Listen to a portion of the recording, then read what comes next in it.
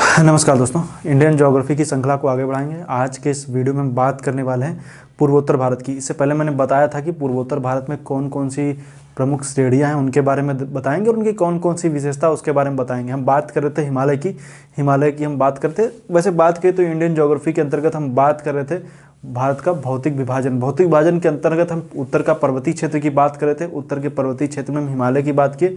हिमालय का ही चूंकि जो नॉर्थ ईस्ट एरिया जो है वो पूरा हिमालय का ही पार्ट है, जिसको हम पूर्वांचल के नाम से जानते हैं। तो इसी में अंतर्गत आज हम बात करेंगे पूर्वांचल हिमालय में कौन कौन सी प्रमुख श्रेणियाँ पड़ती हैं, या मुख्य रूप से देखेंगे तो नॉर्थ ईस्ट इंडिया में कौन कौन सी प्रमुख श्रेणियाँ पड़ती हैं, उनकी कौन कौन सी विशेषताएँ हैं, कौन सी नदी के जरिए कौन कौन सी नदी बहती है, किसकी कौन सी ऊंची चोटी है, किसकी क्या विशेषताएं हैं, उनके बारे में देखेंगे।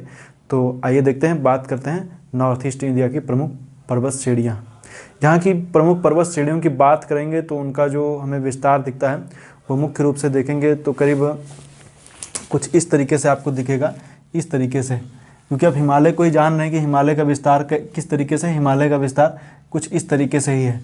यहाँ पर आप देखेंगे तो इधर हिंदुकुश पर्वत श्रेणी से लेकर के इधर नमचा बरवा तक, नमचा बरवा से हिमालय की जो रेंज आप देखेंगे तो दक्षिण की तरफ मुड़ जाती है, क्योंकि इस तरफ म्यांमार का सान प्लेटू पड़ता है। सान प्लेटू की वजह से इस पर क्या हुआ है, सान प्लेटू की वजह से जो हिमालय है वो दक्षिण की तरफ मुड़ जाता है, और दक्षिण तरफ मुड़ते हुए यहाँ पर आप कई सारी श्रेणियों में डिवीजन आप देखेंगे। आगे चल करके इसका एक्सटेंशन आपको देखने को मिलता है, जिसको हम लोग बोलते हैं अंडमान और निकोबार के नाम से। तो आइए देखते हैं, इसमें हम जब देखेंगे तो पर्वत श्रेणियों में हमें कौन कौन सी पर्वत श्रेणियाँ दिखती हैं। तो यहाँ के मुख्य रूप से जो नदी है इसको हम लोग बोलते हैं ब्रह्मपुत्र नदी, जिसको आप लोग देख रहे होंगे।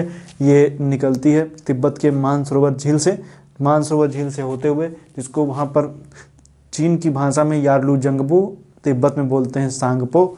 यहाँ से होते हुए ये नदी जो है ये नमचा बरवा के पास से होती हुई और यहाँ पर एक गार्ज बनाती हुई यहाँ पर एक कोरबा गार्ज है, वहाँ से होती हुई ये नदी आती है।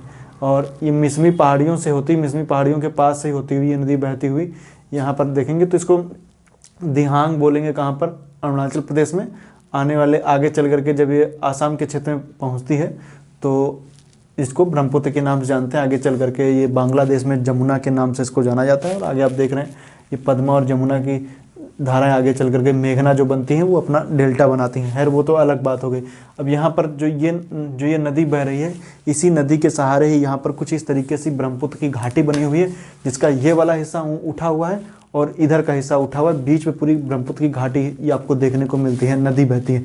अब चूंकि जो घाटी बीच में मध्यवर्ती क्षेत्र में बहती है, इसकी वजह से क्या होता है कि हल्की सी भी बारिश होती है तो इन पर्वतीय क्षेत्रों से जो पर्वतीय एक तरीके से कह सकते हैं, जो घाटियाँ ऊपर के जो एक तरीके से कह सकते हैं जो ये उठा हुआ क्षेत्र है, यहाँ पे जो पर्वतीय क्षेत्र से यहाँ पर नदियाँ जो हैं वो बहना शुरू करती हैं।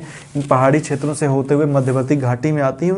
यहाँ पर क्या होता है कि इस वजह से जो ये ब्रह्मपुत्र नदी का अपवाह क्षेत्र बढ़ जाता है, और अपवाह क्षेत्र बढ़ने की वजह से यहाँ पर बाढ़ देखने को मिलती है। इस बाढ़ का असर हमें आसाम से होते हुए ये बांग्लादेश के क्षेत्र में भी देखने को मिलता है। आए दिन यहाँ पर बाढ़ वगैरह हमें बरसात के टाइम पे देखने को मिलती है, क्योंकि यहाँ पर बहने वाली नदियों का जो पानी है उसका जो स्रोत है वो ब्रह्मपुत्र नदी जो है, एक तरीके से कह सकते हैं ब्रह्मपुत्र की बहुत सारी यहाँ पर सहायक नदियों के द्वारा ही पानी ब्रह्मपुत्र नदी में आता है और ये यहाँ पर बाढ़ का कारण बनता है।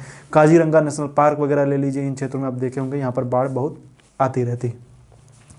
तो और जब बात करेंगे तो जब आइए देखते हैं, और भी हम अब यहाँ की पर्वत श्रेणियों की बात कर लेते हैं।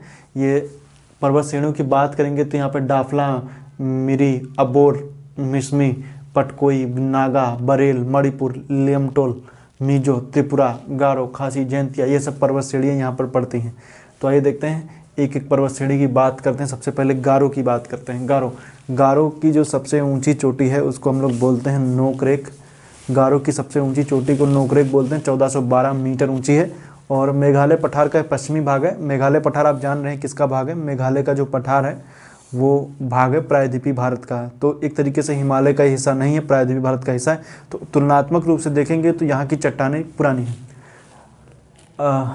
यहाँ पर देखेंगे तो मेघालय पठार का पश्चिमी भाग है और यहाँ पर अराबिल श्रेणियाँ, तुरा श्रेणियाँ इसी के डिवीजन में आपको देखने को मिलती हैं। खासी की बात करेंगे तो मध्यवर्ती मेघालय का क्षेत्र है। शिलोंग ले लीजिए, चेरापूंजी ले लीजिए, मासिन राप, उमियाम झील, ये सभी जो मेघालय की हैं वो सब इसी खासी पहाड़ी के क्षेत्र में स्थित हैं। कौन कौन सी? शिलोंग, चेरापूंजी। शिलोंग जान ही रहे, मेघालय की राजधानी शिलोंग, और चेरापूंजी को भी आप जान रहे हैं, और मासी नावे सब कभी काफ़ी ज़्यादा बारिश वगैरह यहाँ पर काफ़ी होती है। उमियाम झील, अब आप समझ गए होंगे कि यहाँ पर बारिश क्यों होती है, क्योंकि देखिए बारिश होने की यहाँ पर क्या होता है कि जैसे ही यहाँ पर मानसूनी हवाएं प्रवेश करती हैं या जो भी हो, तो वो क्या होता है एक कीपाकार अवस्था में यहाँ पर होती हैं। यहीं पर क्या होता है कि वो यहाँ पर एक तरीके से कह सकते हैं कि जो हवाएँ होती हैं नमी के साथ में वो यहाँ पर एक फंस जाती हैं, जिसकी वजह से यहाँ पर बारिश होती रहती है। तो यहाँ पर देखेंगे चेरापूंजी और मानसी नाम में यहाँ पर सबसे ज़्यादा बारिश होती है। उमियाम झील भी याद रखिएगा। जयंतिया की सबसे ऊंची चोटी मरांग केस है। यहाँ पर केम लियात प्राह गुफा है जो भारत की सबसे बड़ी गुफाओं में से एक है, गुफा केव कह सकते हैं। यहाँ पर डाउकी एक पर्यटन स्थल भी यहीं पर पड़ता है, इसको हम बोलते हैं डाउकी, याद रखिएगा, हो सकता है इसे प्रश्न आ जाए। डाउकी कहाँ पर है? मिसमी की बात करेंगे, बृहद हिमालय का दक्षिणी हिस्सा, ब्रह्मपुत्र नदी यहाँ पर गार्ज बनाती है मिसमी पे, देख रहे हैं यहाँ पर। अबोर सीढ़ी की बात करेंगे तो ये अबोर सीढ़ी है जिसकी ऊंचाई कितनी है? 3992 मीटर ऊंची है और कुछ खास है नहीं। अबोर की बात देखेंगे तो मिरी है। मिरी जो है वो लखीमपुर डिस्ट्रिक्ट पड़ता है, कहाँ पर? अरुणाचल प्रदेश में लखीमपुर डिस्ट्रिक्ट, तो वहीं पर पड़ती है।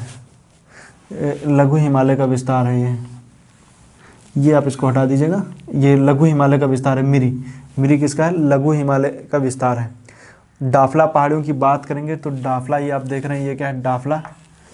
डाफला की बात करेंगे तो यहाँ पर सघन बांस के जंगल आपको देखने को मिलते हैं। कहाँ पर? सघन बांस के जंगल यहाँ पर देखने को मिलेंगे। इसको जो बोमडिला पास, बोमडिला दर्रा है उसी के पास में, यहीं बोमडिला दर्रा जो इसी के पास में ही है। तो सघन बांस के जंगल यहाँ पर आपको देखने को मिलते हैं, वो डाफला पहाड़ियों के पास है। यहाँ की जनजातियाँ जो हैं वो स्थानांतरित कृषि करते हैं। स्थानांतरित कृषि में क्या होता है कि चलवासी कृषि बोलते हैं। एक जगह पर रह करके वहाँ पेड़ पौधों को काटने के बाद वहाँ पे खेती की जाती है। खेती करने के बाद कुछ दिन बाद वहाँ से स्थानांतरित होकर दूसरी जगह पर जा करके वहाँ पर जो है वो खेती की जाती है। उसी तरीके से पेड़ों को काट करके ये खेती एक तरीके से देखें तो पर्यावरण की दृष्टि से सही नहीं है, क्योंकि इसे पेड़ पौधे जल्दी कटते हैं। पेड़ पौधे कटते हैं, पेड़ पौधे जिस तरीके से कटते हैं उस तरीके से उनकी ग्रोथ नहीं हो पाती है और ये पर्यावरण की दृष्टि से देखें तो सही नहीं मानी जाती हैं। तो स्थानांतरित कृषि के कई स्थानीय नाम भी हैं। आने वाले वीडियो में हम आपको बताएंगे, स्थानांतरित कृषि की जब चर्चा होगी भारत में तो उसमें बताएंगे। बाकी विश्व स्तर पर इसके ऊपर मैंने बता रखा है। स्थानांतरित कृषि का वीडियो आप देखेंगे तो आपको अच्छे समझ में आ जाएगा। इसके बाद पटकोई को देखेंगे तो चांगलांग डिस्ट्रिक्ट है अरुणाचल प्रदेश का, वहाँ पर है, जहाँ इंडिया और म्यांमार के बीच में ये पटकोई है। ये वाला हिस्सा, ये हिस्सा ये म्यांमार, इधर या म्यांमार है, म्यांमार इस साइड पड़ता है, तो ये इंडिया और म्यांमार के बीच में पड़ती है। स्थानांतरित कृषि इस एरिया में भी होती है। इसके बाद देखेंगे तो पड़ेगी मिकिर। ये देखिए मिकिर, मिकिर जो है काजीरंगा नेशनल पार्क के दक्षिण में है और ये मेघालय के पठार का ही ये विस्तार है। मिकिर श्रेणी जो है वो मेघालय के पठार का ही ये विस्तार है और आर्कियन चट्टानें यहाँ पर पाई जाती हैं। यहाँ पर मिकिर जनजाति पाई जाती है जो झूम के खेती करती है। तो अगर जब प्रश्न आ जाए तो मिकिर भी आप लेंगे तो मिकिर को भी आप एक तरीके से कह सकते हैं ये मेघालय के पठार या कहें कि प्रायद्वीपीय पठार का ये हिस्सा है मिकिर की श्रेणियाँ। तो यहाँ पर आर्कियन युग की चट्टानें पाई जाती हैं। मिकिर जनजाति झूम कृषि इस क्षेत्र में भी करती है, तो मिकिर को भी याद रखिएगा। झूम खेती यहाँ पर भी की जाती है, ये भी इंपॉर्टेंट है। मिकिर काजीरंगा पार्क के दक्षिण में मिकिर हो गई। मिकिर के बाद हम देखेंगे तो नागा श्रेणी आपको दिखेगी। मिकिर के बाद हम देखेंगे तो नागा श्रेणी आप देख रहे हैं। नागा श्रेणी भारत म्यांमार के बीच में और कुछ खास इंपॉर्टेंट नहीं है। बरेल श्रेणी की बात करेंगे, असम और मणिपुर की सीमा बनाती है। यहाँ पर बरेल वन्यजीव अभयारण्य भी है। बरेल श्रेणी असम और मणिपुर, बरेल श्रेणी आप देख रहे हैं, असम और मणिपुर, असम और मणिपुर के बीच में सीमा है। ऊपर की तरफ असम, नीचे की तरफ मणिपुर, इसकी सीमा बनाती है। यहाँ पर बरेल वन्यजीव अभयारण्य भी है। मणिपुर की पहाड़ियों की बात करेंगे तो म्यांमार से सीमा बनाती है। बराक नदी इसी क्षेत्र से निकलती है। बराक नदी जो आगे चल करके आप देखेंगे तो यहाँ पर आके मिल जाती है, तो बराक। नेक्स्ट हम देखेंगे तो लियामटल श्रेणी है। ये चंदेल डिस्ट्रिक्ट पड़ता है मणिपुर में। चपकी नदी का उद्गम भी यहीं से होता है। चपकी जो है वो मणिपुर की सहायक नदी, मणिपुर भी नाम से भी एक नदी है, तो मणिपुर की सहायक नदी है चपकी नदी, वो उसकी सहायक नदी है। आगे चल करके देखेंगे तो त्रिपुरा श्रेणी है। यहाँ पर जिसकी सबसे ऊंची चोटी जो है वो बेटलिंग सिप है। बेटलिंग सिप त्रिपुरा श्रेणी की सबसे ऊंची चोटी है। और एक श्रेणी जिसको बोलते हैं मीजो श्रेणी। मीजो श्रेणी की बात करेंगे तो इसको लुसाई श्रेणी के नाम से भी जानते हैं। इसकी सबसे ऊंची चोटी जो है जिसको बोलते हैं ब्लू माउंटेन, या इसको फांगपुई के नाम से भी जाना जाता है। किस नाम से? फांगपुई बोल दीजिए या ब्लू माउंटेन बोल दीजिए, दोनों नाम सही हैं, दोनों से प्रश्न आ सकते हैं। वैसे ब्लू माउंटेन ज़्यादा इंपॉर्टेंट है, लेकिन आप याद रखिएगा उसमें भी। अब देखिए इसमें से प्रश्न जो पूछे जा सकते हैं, इसमें से कौन सा प्रायद्वीपीय पठार का हिस्सा है, तो आप गारो, खासी, जयंतिया के साथ मिकिर को भी आप जोड़ लीजिएगा, मिकिर भी उसी का हिस्सा है। त्रिपुरा श्रेणी, मिजो श्रेणी, उत्तर से दक्षिण क्रम याद रखेगा, पूरब से पश्चिम क्रम याद रखेगा, और कौन सी श्रेणी ब्रह्मपुत्र नदी के उत्तर में है, कौन सी ब्रह्मपुत्र नदी के दक्षिण में है, और इस तरीके से याद रखिएगा। इनका भी क्रम आप याद रख लीजिएगा कि पटकोई, नागा, बरेल, मणिपुर, लियमटोल, मिजो, त्रिपुरा, इस तरीके से क्रम। और इस तरह पूरब से पश्चिम में डाफला, मेरी, अबोर, और ये देखिए सुभाषनी नदी यहाँ पर बहती है, जो सुभाषनी नदी जो है वो अबोर और मिरी के बीच में बहती है। तो सुभाषनी नदी जो है वो अबोर और मिरी श्रेणियों के बीच में बहती है सुभाषनी नदी, याद रखिएगा, अबोर और मिरी के बीच सुभाषनी। तो याद रखिएगा कौन सी नदी, सुभाषनी नदी किन दो श्रेणियों को अलग करती है, तो मिरी और अबोर के बीच में। यहीं पर एक दिबांग नदी बहती है, और ये देखिए मिसमी है, पटकोई है, नागा है, ये पूरब से पश्चिम, उत्तर दक्षिण क्रम जरूर से जरूर याद कर लीजिएगा प्रश्न। अब देखिए परीक्षा का जिस तरीके से पैटर्न बदल रहा है उसमें इसी तरीके के प्रश्न ज़्यादा आने लगे। आपको एक नॉर्मल सा फैक्ट नहीं पूछे जा रहे हैं, आपको थोड़ा सा कॉन्सेप्ट में उलझाया जा रहा है, और थोड़ा सा आप परीक्षा के कह सकते हैं परीक्षा के स्तर में भी बदलाव हो रहा है, परीक्षा थोड़ी टफ हो रही है। उसी क्रम में आप जब प्रश्न बनेंगे थोड़ा सा और डीप में प्रश्न बन रहे हैं।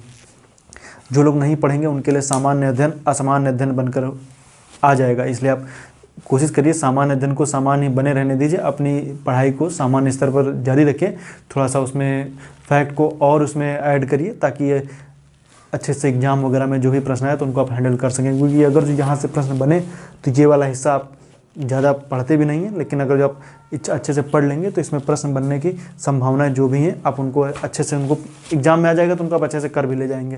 बाकी नहीं पढ़ेंगे तो फिर ये वाला हिसाब से छूट जाएगा। और आप जान रहे हैं जिस तरीके से परीक्षा का पैटर्न बदल रहा है, आपको पढ़ना आज नहीं पढ़ेंगे तो आने वाले समय में आपको पढ़ना ही पड़ेगा। इसलिए वो उस सेक्शन पे ज़्यादा फोकस किया जा रहा है जो मैंने पहले इंडियन ज्योग्राफी की प्लेलिस्ट जो मैंने बनाई थी उसमें ये टॉपिक जैसे कवर नहीं किए गए थे।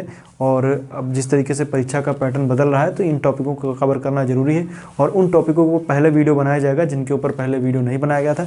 आप दोनों वीडियो देख सकते हैं, पुरानी वाली भी नई वाली भी। और नई वाले में क्या हो रहा है कि कुछ फैक्ट और ऐड कर दिए जा रहे हैं पुरानी वाली से, तो आप लोग उसको पढ़ेंगे तो अच्छे से समझ में आ जाएगा। तो आज के लिए इतना ही, मिलेंगे नेक्स्ट वीडियो में। नेक्स्ट वीडियो में जब हम बात करेंगे, देखिए उत्तर का पर्वतीय क्षेत्र तो हो गया है, अब मध्यवर्ती मैदानी क्षेत्र की बात करेंगे। हालांकि अभी हिमालय का नेक्स्ट वीडियो में बात करेंगे। हिमालय का प्रादेशिक विभाजन में बता देता हूँ कि आखिर कौन कौन से, कुमायूं हिमालय है और नेपाल हिमालय है, इस तरीके से पंजाब हिमालय जो है इसका डिवीज़न कैसे किया गया उसके बारे में बताएंगे। नदियों के आधार पर डिवीज़न किया गया, बहुत आसान है, इसको पढ़ेंगे तो तुरंत आ जाएगा।